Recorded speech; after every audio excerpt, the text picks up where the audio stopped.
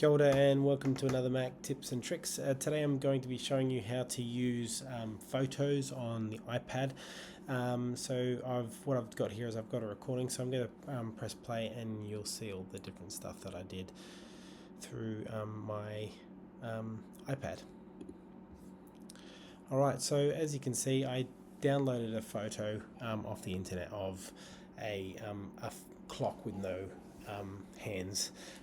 So I'm using this as part of my markup tool. So what I did was I selected it and I saved it as a photo, as an image into photos, and then I go on to markup. Now, as you can see, tapped on the markup and then I'm selecting my pen, changing the different sizes. I can change what thickness of the pen I'd like. I can use that little toggle as well to change the thickness as well. I've got different colors up in the top, as you can see, different colors. I've got black and blue and green, yellow and so on. I can also change the palette. Now, as you can see, I'm starting to create an eye, but it's looking a little bit like a 5-year-old's doing it, so I'm going to delete that and rub it out with my eraser. And instead what I'm going to do is I'm going to draw my shape, and if I hold on to the shape, it actually turns into a perfect shape. So I have to keep hold of it and it actually creates that shape for me. Now after I've done that, I can, if I wanted to, I could go back and I could copy that and make a perfect copy. What I actually decided to do instead was I just decided to create another circle. So in a moment you're going to see me drawing another circle and holding it down again, and it creates that perfect circle once more. Create a little mouth for my character, color it in, and you can see I've got a personified clock here. Add some features like eyebrows, maybe put in some pupils, and essentially what I'm doing today is I'm actually going to create a bit of a task around making a joke.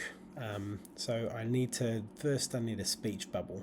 So I'm going to grab my speech bubble, arrange it where I want it on the page, so I can use those little blue dots on there to change the size and the shape. I use the green little dots to arrange where it goes, but I also want to make sure it's positioned where I can still see the face, and then so you see I put it in the bottom right, and then I use that little green dot to arrange it where it's meeting the mouth. Now when I'm looking at it, and now I can see through the speech bubble, so I want to actually make that shape solid.